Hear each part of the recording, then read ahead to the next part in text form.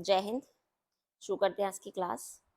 आज मैं आपके लिए वीडियो सीरीज में प्रैक्टिस सेट लेकर आई हूँ, जबकि इस सीरीज में हम 2018 के चारों सेट, 2016 का और 2015 के प्रीवियस ईयर्स एग्जाम्स यानी 6 प्रीवियस ईयर्स एग्जाम हम लगा चुके हैं। तो आज मैंने एक प्रैक्टिस सेट तैयार किया है वीडियो के लिए, तो ये प्रैक्टिस सेट 1 लेकर आई हूँ। हमारा पहला प्रश्न है पब्लिक ट्रस्ट। पब्लिक ट्रस्ट का हिंदी रूपांतरण है। तो पब्लिक ट्रस्ट का हिंदी रूपांतरण क्या होगा? लोक सेवा, लोक न्यास, जन विश्वास या सभी। तो बच्चे, जो लोक सेवा है, लोक सेवा को कहते हैं पब्लिक अकाउंट। इसको क्या कहते हैं? Public account. जबकि पूछा क्या है? Public trust. तो जो पब्लिक ट्रस्ट होता है उसका सही आंसर है लोक न्यास। तो हमारे पहले क्वेश्चन का आंसर क्या हो जाएगा? फर्स्ट क्वेश्चन का आंसर होगा हमारा लोक न्यास। क्वेश्चन नंबर सेकंड पर बढ़ते हैं। क्वेश्चन नंबर सेकंड है मामला परीक्षण अधीन या परीक्षणाधीन है का हिंदी अर्थ है। पहला ऑप्शन है मैटर इज अंडर एग्जामिनेशन। तो बिल्कुल मामला परीक्षणाधीन है, परीक्षण के अंतर्गत है, तो हमारा आंसर यही होगा, ऑप्शन ए। जबकि ऑप्शन बी क्या दिया गया? ऑप्शन बी दिया है सेक्शन इज अंडर इशू। तो सैंक्शन इज अंडर इशू का अर्थ होता है स्वीकृति जारी हो रही है। जबकि सी ऑप्शन है ऑब्जेक्शन सस्टेन्स। तो हमने सुना होगा ना, जैसे हम अदालत की कोई कार्यवाही देख रहे होते हैं टीवीज वगैरह में, मूवीज वगैरह में, तो भी तो ऑब्जेक्शन सस्टेन्स का मतलब होता है आपत्तियां मान ली गई हैं। और रिपोर्ट द केस, तो रिपोर्ट द केस का मतलब होता है मामले की रिपोर्ट करें। तो चलिए अगले क्वेश्चन पर बढ़ते हैं। Question number 3। क्वेश्चन नंबर 3 क्या है? क्वेश्चन नंबर 3 कहता है कि सरकार द्वारा लिए गए आदेशों को, सरकार द्वारा लिए गए आदेशों को अधीनस्थ विभागों को प्रेषित करना। यानी कि गवर्नमेंट ने किसी भी विभाग से संबंधित, जैसे मान लेते हैं कि सरकार ने शिक्षा विभाग से संबंधित कोई आदेश लिया है, कोई निर्णय लिया है, और वो निर्णय उसने क्या लिया कि भाई अब हम क्या करेंगे, अब हम ना फर्स्ट ईयर इंटर की भी एजुकेशन फ्री कर देंगे। अभी हम क्या कर रहे हैं? अभी हम प्राइमरी एजुकेशन फ्री कर रहे हैं। तो वो विभाग किसका आदेश है? शिक्षा विभाग का। तो कोई भी निर्णय जो अधीनस्थ विभाग को देना होगा उसको क्या कहेंगे? उसको कहते हैं शासनादेश, गवर्नमेंट ऑर्डर, जिसे हम शॉर्ट फॉर्म में कह देते हैं जीओ। जबकि सूचना और अधिसूचना और परपत्र ये अलग है। हालांकि ये चारों ही कार्यालय पत्र के अंतर्गत आते हैं। परपत्र होता है कैरिकुलम, जब सरकार को अपनी सारी बात, अपनी कोई भी बात बहुत सारे विभागों को, सभी विभागों, मंत्रालयों और मंत्रिपरिषद वगैरह सबको कहनी होती है, तब परपत्र का प्रयोग करता है। और जब सरकार को कोई सूचना देनी है तब सूचना पत्र आता है, और जब कोई नोटिस जारी करना है तो अधिसूचना आती है। तो चलिए अगले क्वेश्चन पर बढ़ते हैं। Question number 4। क्वेश्चन नंबर 4 क्या है कि चंद्र वदन में कौन सा समास है? तो बच्चे, चंद्र वदन, देखो अगर बदन को लिखा जाए इस तरीके से, कैसे? ऐसे, यानी क्या बन जाए? बन जाए हमारा ओष्टव्य वर्ण। जैसे हम कहते हैं ब से बकरी, तो ये हो गया शरीर। लेकिन यहाँ पर क्या है? यहाँ पर है व से वक, दंतोष्ट वर्ण है। तो इस बदन का अर्थ होता है मुख, और इस बदन का अर्थ होता है शरीर। तो चंद्रमा के समान मुख वाली किसको कहा जाता है? सीता जी को कहा जाता है। तो हमारा समास कौन सा होगा? बहुब्रीहि समास। क्योंकि बहुब्रीहि समास में क्या होता है? ना पूर्व पद प्रधान होता है, ना उत्तर पद प्रधान होता है, बल्कि कोई तीसरा पद ही प्रधान होता है। तो ना चंद्रमा का महत्व रहा, ना वदन का महत्व रहा, बल्कि सीता जी का महत्व हो गया। तो समास कौन सा होगा? समास होगा चंद्र वदन। तत्पुरुष समास कहाँ होता है? जहां पूर्व पद और उत्तर पद के मध्य जब सामासिक पद हो तो विभक्ति चिन्हों का लोप हो जाए। कर्मधारय समास में पूर्व पद और उत्तर पद के मध्य में विशेषण विशेष या उपमेय उपमान का संबंध होता है। और अव्ययी भाव समास में पूर्व पद अव्यय होता है, या हम कह सकते हैं पूर्व पद अधिकांशतः उपसर्ग होते हैं, या जहाँ पुनरुक्त शब्द आते हैं, जैसे रात रात या रातों रात, राधे राधे, धीरे धीरे, तो वो सब किसके उदाहरण हो जाते हैं? अव्ययी भाव समास के उदाहरण हो जाते हैं। तो चलिए अगले क्वेश्चन पर बढ़ते हैं, क्वेश्चन नंबर 5। और क्वेश्चन नंबर 5 क्या है? क्वेश्चन नंबर 5 है कि जब ए ई का मेल असमान स्वर से होता है तब संधि होती है। तो बच्चे जब ई का मेल असमान स्वर से होगा तो हमारी यड़ संधि होगी, क्योंकि दीर्घ संधि में समान स्वर मिलते हैं और अयादी संधि में ए ऐ और ओ औ का मेल अ आ ए ई उ रे से होता है और गुण संधि में अ आ ए ई का अ आ का मेल ए ई और ओ से होता है। तो इस क्वेश्चन नंबर 5 का आंसर क्या है? क्वेश्चन नंबर 5 का आंसर है बी, सेकंड, यड़ संधि। अगले क्वेश्चन पर बढ़ते हैं। अगला क्वेश्चन है आ उपसर्ग का प्रयोग नहीं हुआ है, यानी कि 4 ऑप्शन आपके सामने, जिसमें से आ उपसर्ग का प्रयोग किसमें नहीं हुआ? आवाज, आजीवन, आमरण, आदेश। तो आजीवन जीवन में आ उपसर्ग है, देश में भी आ उपसर्ग है, मरण में भी आ उपसर्ग है, तो फिर किसमें नहीं है? आ उपसर्ग हमारा आवाज में नहीं है। अगले क्वेश्चन पर बढ़ते हैं, क्वेश्चन नंबर 7। और क्वेश्चन नंबर 7 क्या कहता है कि हिंदी के प्रचार प्रसार का उल्लेख संविधान के किस अनुच्छेद में है? तो हिंदी के प्रचार प्रसार का उल्लेख संविधान के 351 में है, जबकि 343 में राजभाषा, 350 में भाषाई अल्पसंख्यक के विशेष अधिकारी और 348 में सुप्रीम कोर्ट, हाई कोर्ट्स और संसद की भाषाओं का उल्लेख मिलता है। अगले क्वेश्चन पर बढ़ते हैं, क्वेश्चन नंबर 8। और क्वेश्चन नंबर 8 क्या कहता है कि परा उपसर्ग से नहीं बना है? पराकाष्ठा, पराधीन, पराभव, परामर्श। तो आंसर हमारा क्या होगा? हमारा सही आंसर होगा पराधीन, क्योंकि पराधीन में लगा है पर उपसर्ग, पर धन अधीन, क्या हो गया? पराधीन। तो हमारा आंसर क्या हो जाएगा? हमारा आंसर होगा बी। तो चलिए नेक्स्ट क्वेश्चन पर बढ़ते हैं, क्वेश्चन नंबर 9। और क्वेश्चन नंबर 9 क्या है कि उपमेय उपमान का संबंध किस समास में होता है? तो उपमेय उपमान का संबंध होता है हमारा कर्मधारय समास के अंतर्गत, जबकि तत्पुरुष समास में विभक्ति चिन्हों का लोप होता है और बहुब्रीहि समास में तीसरा पद प्रधान होता है, जबकि द्विग समास में पूर्व पद संख्यावाची होता है। अगले क्वेश्चन पर बढ़ते हैं, क्वेश्चन नंबर 10। क्वेश्चन नंबर 10 कहता है कि जिसे जाना ना जा सके उसके लिए एक शब्द प्रयोग किया जाए। तो बच्चे जिसे जाना ना जा सके उसे कहते हैं अज्ञेय, और जिसे गाया ना जा सके वो होता है अज्ञेय। और अनजान और अज्ञान, तो अज्ञान है तत्सम शब्द और अनजान अज्ञान का ही है तद्भव शब्द। अगला शब्द अगले क्वेश्चन पर बढ़ते हैं, क्वेश्चन नंबर 11। और क्वेश्चन नंबर 11 क्या है कि हरिद्रा का तद्भव शब्द है हमीर, सैम, हल्दी, सभी। तो हमीर नहीं है, सैम का तत्सम होता है सिम्बा, और हल्दी हल्दी हरिद्रा का तद्भव शब्द है, तो हमारा आंसर हो जाएगा ऑप्शन सी। अगले क्वेश्चन पर बढ़ते हैं, क्वेश्चन नंबर 12। और क्वेश्चन नंबर 12 कहता है कि जन्म का विलोम क्या होगा? तो बच्चे जन्म का विलोम होगा मरण और जीवन का विलोम होगा मृत्यु, जबकि अमृत है पर्यायवाची पीयूष का। अगले क्वेश्चन पर बढ़ते हैं, क्वेश्चन नंबर 13। क्वेश्चन नंबर 13 क्या है कि दुष्कर का संधि विच्छेद होगा। तो दुष्कर का संधि विच्छेद क्या होगा? दुष्धन कर, बिल्कुल नहीं। दुष्धन कर, ये भी नहीं होगा। दोहधन कर, बिल्कुल।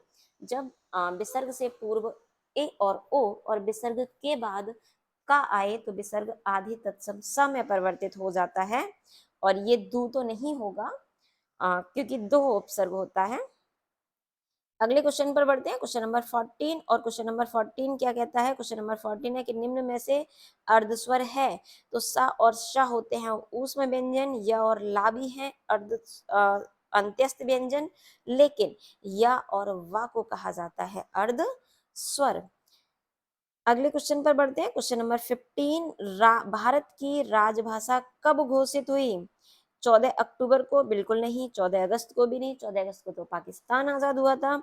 14 नवंबर को बाल दिवस होता है। तो राजभाषा कब बनी? राजभाषा बनी 14 सितंबर 1949, 1949।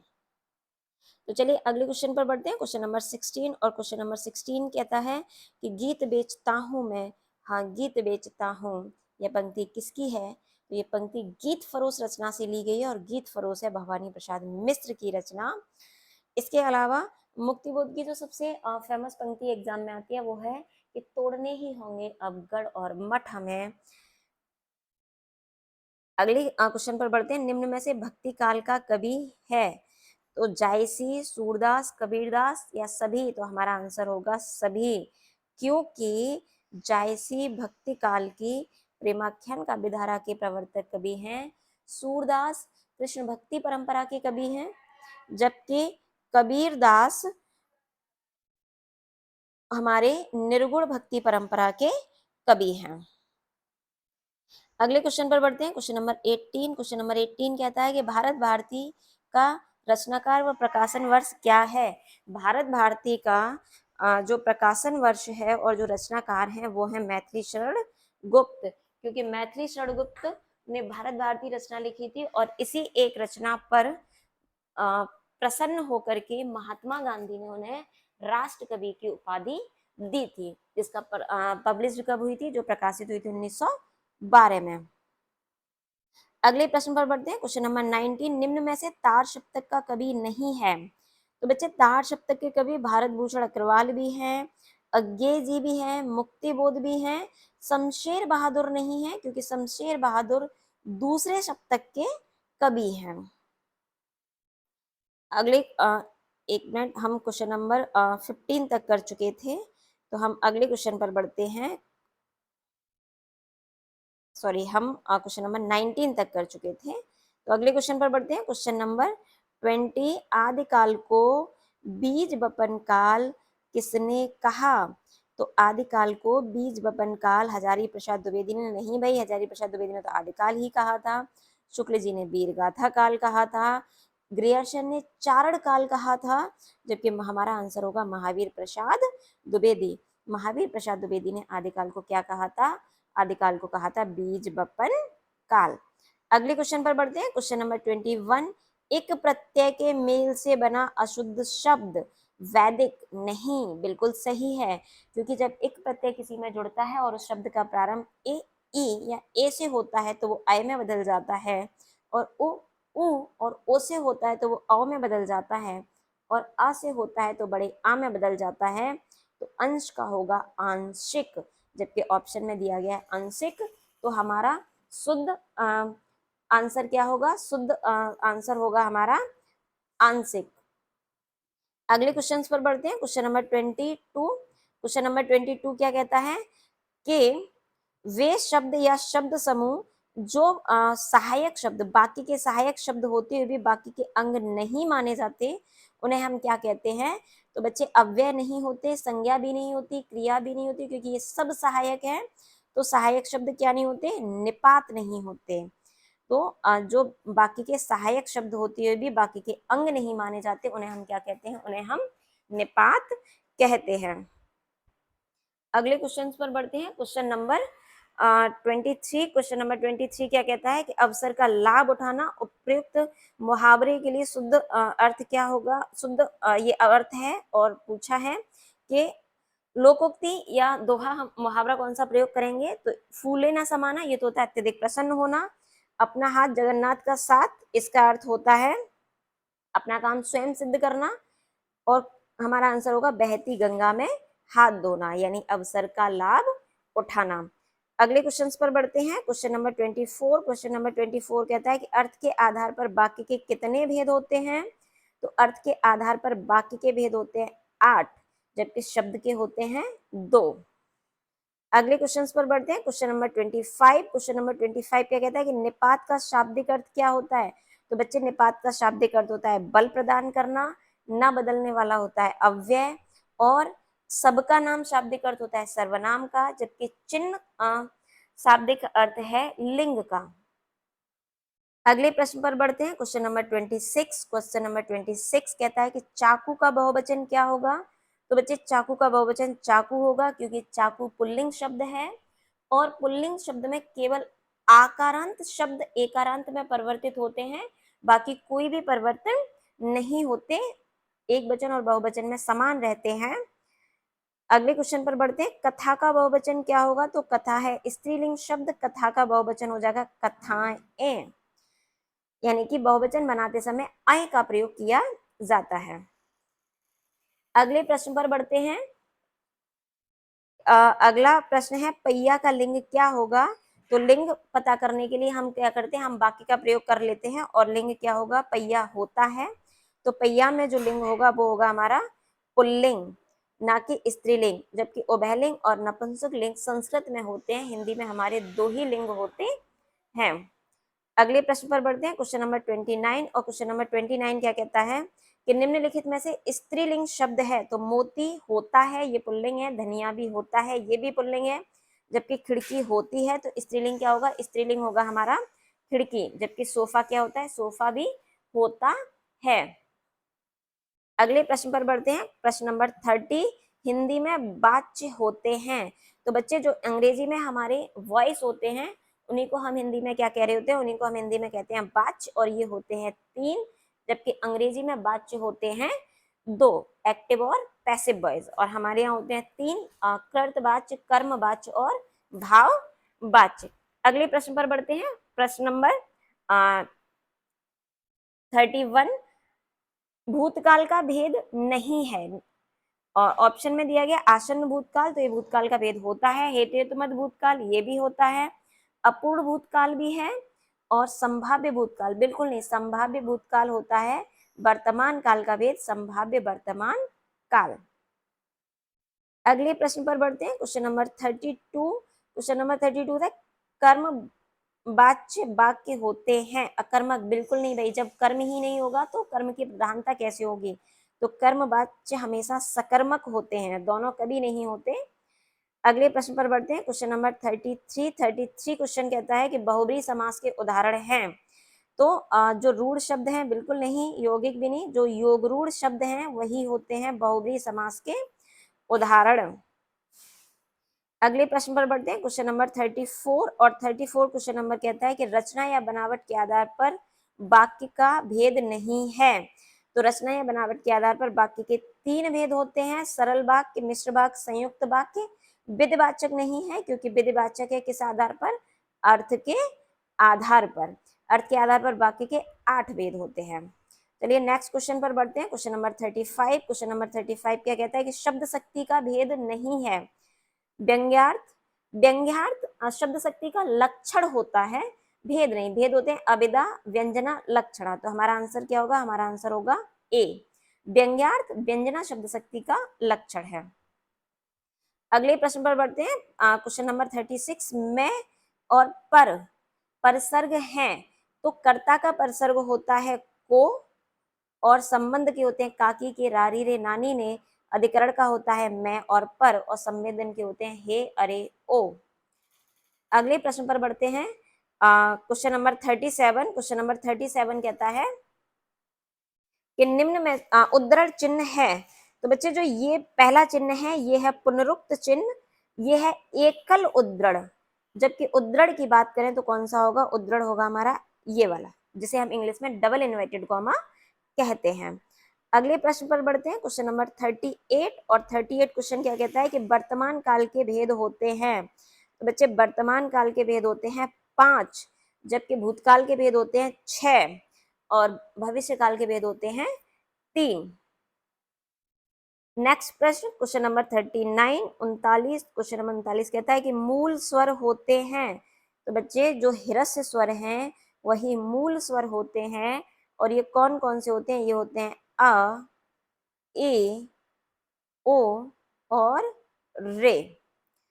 अगले प्रश्न पर बढ़ते हैं, क्वेश्चन नंबर 14। अजायब घर शब्द निम्न में से है, अजायब घर शब्द हमारा संकर शब्द है, क्योंकि वे शब्द जो 2 भिन्न भिन्न भाषाओं के मेल से बनते हैं, घर है हिंदी शब्द और अजायब है उर्दू शब्द, तो 2 अलग अलग भाषाओं के मेल से बना, तो ये कैसा शब्द है, ये है हमारा संकर शब्द। देशज शब्द होते हैं जिनका कहीं कोई व्याकरण नहीं मिलता, तत्सम शब्द जो संस्कृत भाषा से ज्यों के त्यों प्रयुक्त होते हैं, और विदेशज शब्द जो हमने विदेशी भाषाओं से अपनी हिंदी में प्रयुक्त करते हैं उन्हें हम कहते हैं विदेशज शब्द। अगले प्रश्न पर बढ़ते हैं, अगला प्रश्न है शब्द युग्म से संबंधित, देव और देव का शब्द युग्म होगा, तो देव होता है ईश्वर और देव होता है भाग्य, तो हमारा सही आंसर होगा ऑप्शन बी। अगले प्रश्न पर बढ़ते हैं, ये भी शब्द युग्म से संबंधित प्रश्न है, दार और दारू शब्द युग्म का अर्थ है, तो दार होता है पेड़ और दारू होती है मदिरा। तो हमारा इसमें सही आंसर होगा option A. Question number 43 Yamuna का पर्यायवाची है। सरिता नदी का पर्यायवाची है, विष्णुपदी गंगा का पर्यायवाची है और अर्कजा अर्कजा यमुना का पर्यायवाची है। अर्कजा सूर्य की पुत्री है। अगर हम सूर्य के पर्यायवाची में जा लगा देंगे तो हमें यमुना के पर्यायवाची स्वतः ही याद हो जाएंगे। अगले प्रश्न पर बढ़ते हैं। क्वेश्चन नंबर 44 जिसे टाला ना जा सके उसे क्या कहते हैं? अचल अचल होता है जिसे चलाया ना जा सके, जो चल ना सके। अडिग होता है जिसे डिगाया ना जा सके। तो हमारा आंसर होगा अटल। और चलायमान होता है जो चल सके, स्वचल चलता रहे होता है चलायमान। तो हमारा आंसर होगा ऑप्शन सी, थर्ड। व्यवस्था में किस उपसर्ग को लगाने से विलोम शब्द बन जाएगा? तो भाई बच्चे, व्यवस्था का विलोम क्या होता है? अव्यवस्था। तो हमारा शुद्ध क्या होगा? शुद्ध आंसर होगा सी। जबकि व्यवस्था शब्द में कौन सा उपसर्ग है? तो व्यवस्था शब्द में वे उपसर्ग है। अगले क्वेश्चन पर बढ़ते हैं। क्वेश्चन नंबर 46 हिंदी का अपना विराम चिन्ह कौन सा है? तो हिंदी का अपना विराम चिन्ह है पूर्ण विराम, जिसे हम इंग्लिश में फुल स्टॉप होता है, जो कि एक डॉट पॉइंट होता है। बाकी जितने भी चिन्ह हैं हिंदी के, वो सब हमने अंग्रेजी से रूपांतरित किए हैं। नेक्स्ट क्वेश्चन पर बढ़ते हैं। क्वेश्चन नंबर 47 समास के मूल भेद। तो बच्चे समास के मूल भेद होते हैं 4, अव्ययी भाव समास, तत्पुरुष समास, द्वंद्व समास और बहुब्रीहि समास। जबकि मुख्य भेद होते हैं 6। और तत्पुरुष समास के 2 भेद हो जाते हैं, कर्मधारय द्विग, जिन्हें हम मुख्य भेदों में रख लेते हैं। अगले क्वेश्चन पर बढ़ते हैं। क्वेश्चन नंबर 48 वाच्य का भेद नहीं है। तो वाच्य के भेद कितने होते हैं? वाच्य के भेद होते हैं 3। कृतवाच्य, जहां कर्ता की प्रधानता हो या क्रिया कर्ता के अनुसार आए। कर्मवाच्य, जहां कर्म की प्रधानता हो। और भाववाच्य, जहां भाव की प्रधानता हो। तो हमारा आंसर जो होगा, वो हमारा आंसर क्या होगा? हमारा आंसर होगा ऑप्शन डी, क्रियावाच्य, क्योंकि क्रियावाच्य कोई भी भेद नहीं होता। अगले प्रश्न पर बढ़ते हैं। क्वेश्चन नंबर 49 निपात के भेद होते हैं। तो बच्चे निपात के भेद होते हैं 9। और इस सीरीज का अंतिम क्वेश्चन आज का कि पंचवटी में समास है। तो बच्चे पंचवटी में जो समास है, पंचवटी में है हमारा द्विग समास, क्योंकि 5 वृक्षों का समूह क्या कहलाता है? पंचवटी कहलाता है। तो चलिए, कर्मधारय और तत्पुरुष अव्ययी भाव के बारे में पहले ही बता चुकी हूँ, पिछली वीडियोस में भी, अभी भी एक बार और रिपीट कर देती हूँ। उपमेय उपमान और विशेषण विशेषण का संबंध कर्मधारय समास में होता है। विभक्ति चिन्ह का लोप तत्पुरुष समास में होता है। पूर्व पद अव्यय होता है अव्ययी भाव समास में। लेकिन हमारा आंसर क्या है? हमारा आंसर है द्विग समास। तो चलिए, आज की इस सीरीज में इतना ही। धन्यवाद।